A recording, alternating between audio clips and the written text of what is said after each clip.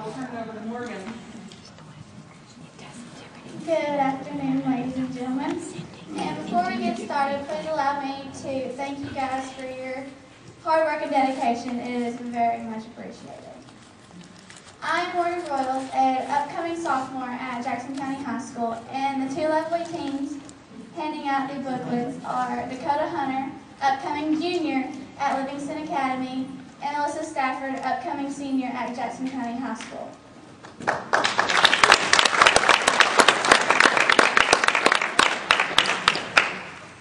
We are all part of the Tennessee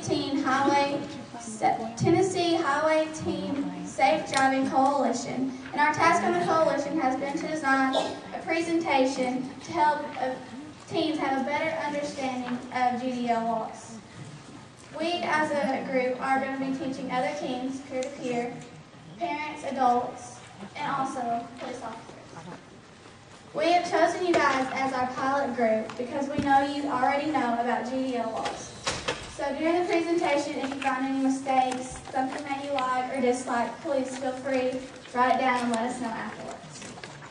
And the booklets here we'll be giving out is copies of all of our slides, and beside each slide has lines. That's where you can write your comments or anything you would like. Also in the booklet is a pre-survey. We're giving the pre-survey just to collect general knowledge and general behaviors of teens. After the presentation is given, we will be, this is already in the booklet, but after the presentation we'll have a post test. And in the post test, it's just information that we've taught in the slide. And we've given you the answer key, but of course in any other situation we would not have an answer key involved. So now that you have everything that you need, we'll start the presentation.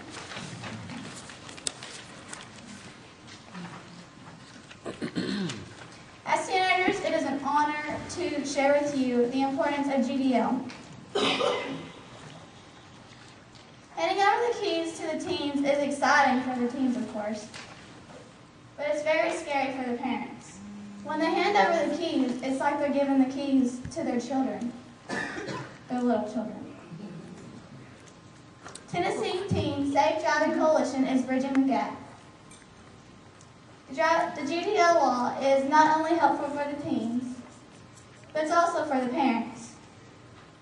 It creates a better understanding and opens a line of communication to make a team.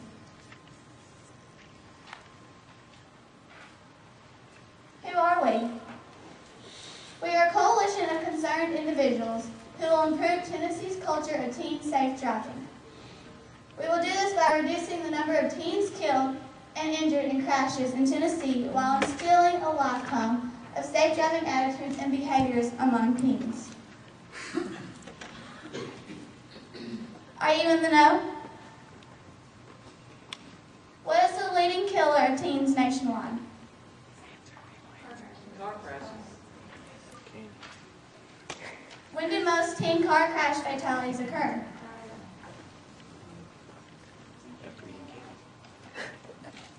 What is GDL? How many stages are in Tennessee's GDL? And when can a teen driver use a cell phone while driving? Never. All the questions that I just asked will be given to you throughout this presentation. As you notice in this chart, motor vehicle crashes is the number one killer of teens ages 16 to 17 nationwide. This is more than homicide, suicide, other injury, and disease all combined. Who dies? Between 1995 and 2004, crashes involving teens claimed 30,917 lives nationally. Nearly 2 out of every 3 people killed in teen driver crashes are people other than the teen driver. As you notice in this chart, in most cases, the second most likely to die is the passenger of the teen driver. Often the passenger of the teen driver is their sibling. top 4 reasons why teens crash. Poor visual search habits such as not paying attention to other drivers or not looking before pulling out. Inattention. Say I have a friend in the car and I'm talking to them while I'm driving, or I'm trying to change the radio station. Speed management. Teens like to speed. Not changing speed going down a hill, or changing according to road conditions. Or space management, not following the 2-second rule. Most teens think it's just 1-2, but it's 1-1,000, 2-1,000. Are there any other reasons?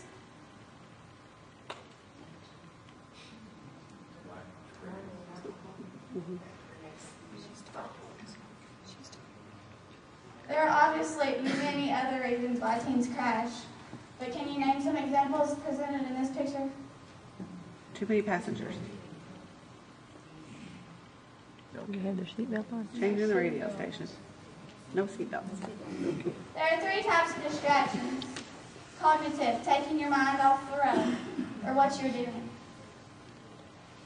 Manual, taking your hands off the wheel, so they could change the radio station. Or visual, taking your eyes off the road.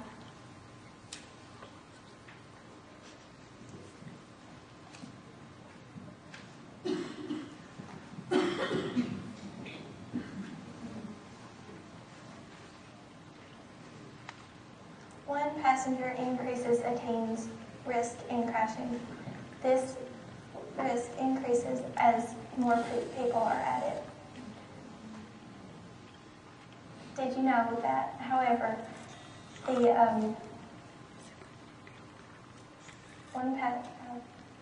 teenagers often have more than one passenger, and your siblings do not count in this? Statistics show that this fact is scary and all too often deadly. Are teen drivers at any greater risk at certain times?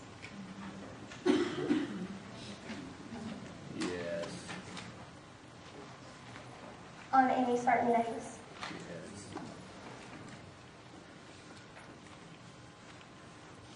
This shows that more teen crashes occur between the hours of 9 p.m. and 11 p.m.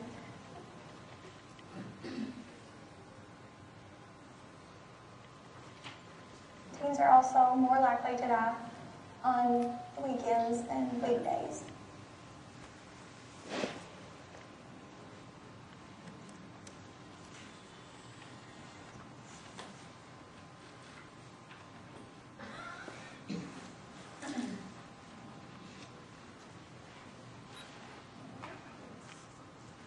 What is GDL? What is graduated driver's licensing? It is the most effective way to reduce teen driver crash rates. It also recognizes that learning to drive is an extremely high-risk situation. Here's a brief overview. So, how does GDL work? GDL rules help teens stay as safe as possible as they move into one of the highest risk times of their lives. The system is designed so parents can easily enforce rules just as they do for other rules in their house. So here's a brief overview of how GDL works. GDL is designed to support novice drivers in becoming safe drivers. It is the minimum level of restrictions parents should use. GDL occurs in 4 stages. Stage 1 being learner's permit. Stage 2, intermediate restricted. Stage 3, intermediate unrestricted. And the final stage is full or regular Class D license. Stage 1, the learner's permit. Things you should bring when going to get your learner's permit. You should bring a birth certificate, a school form which evaluates your attendance and your academic status, your social security number, and a parent or legal guardian. You should expect to take a visions test and a knowledge test. Also, there are practice tests online to help you study for going to take your permit test.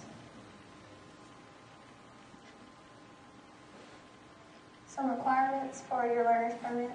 You must be at least 15 years of age and pass your written and visual exams. You must hold your learner's permit for 180 days, and this expires on your 18th birthday.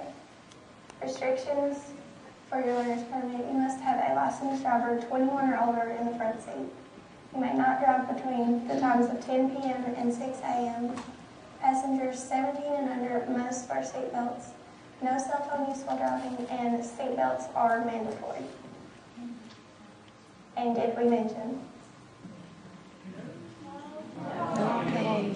No texting, no hands-free, no cell phones.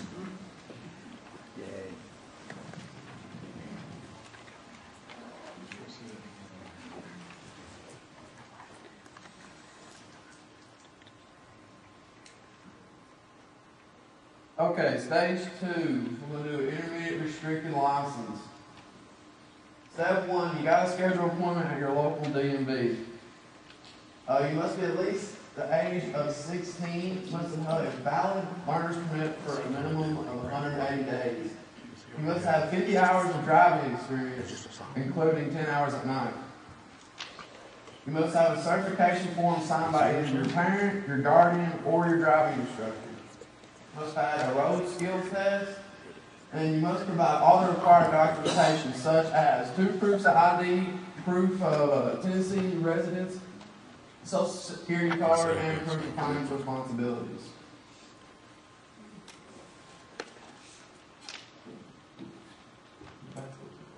What is financial responsibilities? Financial responsibility is who has to pay for any liability accrued by the teen driver. Okay? The teen driver must have insurance, but however, I'm going to stress that a little more. However, there are costs that insurance won't cover. You figure insurance will cover about everything. As follows. For an example, did you know if you hit a telephone pole, you could be financially responsible for the cost of a telephone pole? Runs anywhere about $700 to $3,200 big dollars. Overtime pay for electric worker. He's going to hate getting up and fixing that telephone pole. But buddy, he's going to love that next paycheck, man. Cost of a guardrail. It runs anywhere from about $500 to $1,000 per foot. That's just that. Per foot. Last but not least, any other costs associated with the crash. Alright, stage 3, your intermediate restricted license. Requirements: must be at least 16 and hold, at least 16 and pass a driving test. Must have held a learner's permit for 180 days. Cannot have no more than 6 points. 6 points. Everybody say that with me. 6 points. 6 points. Come on, one more time. 6 points. Thank you. I like that. You're driving. Sorry, I had to get kicked out of that. 6 points on your driving record. 180 days before applying for your intermediate restricted license. Points go against your license when you get a seatbelt violation, speeding violation, traffic violations, or other GDL or traffic violations. So, in other words, you mess up on a traffic violation or any other violations, you're going to get it. Alright, here we go. Restrictions: cannot drive from 11 p.m. to 6 a.m. Only one passenger under the age of 18. Seatbelts are mandatory, and cell phones. There's no, as I said, no cell phone usage while driving. And did we mention? No talking, no texting, no hands-free, no cell phones. Stage 3. Intermediate unrestricted license. To obtain this license, you must go to a local DMV and have a new license printed for a fee of $2. The word intermediate will still remain on your card, but your restrictions will be lifted. Must have an intermediate restricted license for 1 year, no cell phone usage while driving, and seatbelts are mandatory. And did we mention? No talking, no texting, no hands-free, no cell phones. I like that. All right, stage 4. All right, must be the age of 18. Can have a new license printed and remove the word intermediate for a fee of $8. The under 21 will remain until your 21st birthday. No texting while driving remains in effect, no matter what age you are. I don't care if you're 60 years old, 18, whatever. You cannot text and drive. Seatbelts are mandatory. GDL is for all teen drivers. GDL is a strong GDL isn't a punishment. GDL is education and experience. Driving experience for teens is minimal, whether or not he or she is a good kid. Crashes aren't restricted to bad kids or reckless drivers. All teens are subject to the same risk.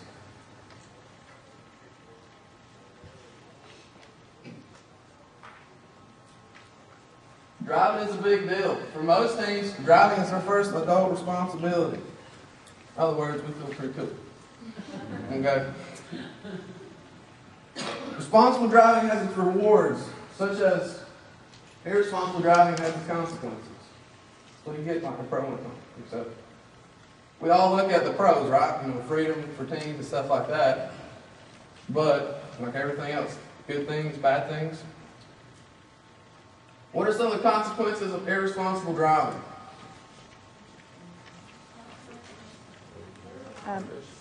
Tickets. Car crashes. Right here, no green. Yeah. I like money. Here we go. Examples of consequences. You cannot take your girlfriend on a date. Reason why? You lost your license. That's right. I had to ride the bus. Yeah. Those two-city bicycles, they don't go far. Poor driving record equals liability, equals high risk of insurance, equals cha-ching. Okay? Those dollar signs are going to add up. Crash and texting that leads to injury or death can equal jail time. So no matter what, when you crash and you're trying to blame because I was texting my mom or whatever, you still going to get jail time. Okay, other ways you can lose your license. You can have a weapons violation. You can have a drug violation, alcohol violation. Now, what do I mean by alcohol violation? I mean, if you purchase it, attempt to purchase it, receive it, consume it, or possess it, you will lose your license. Is that good? Yes. Great, I love it. Okay. Other ways you can lose it is if they have a fake ID, or if they drive, or they're driving while they're impaired. That's a little bit of a mouthful right there. In conclusion, know the facts. Remember, driving is a privilege, not a right. Be responsible. Teens, parents plus teens plus law enforcement equals safe driving. Safe teen driving. Thank you for your time.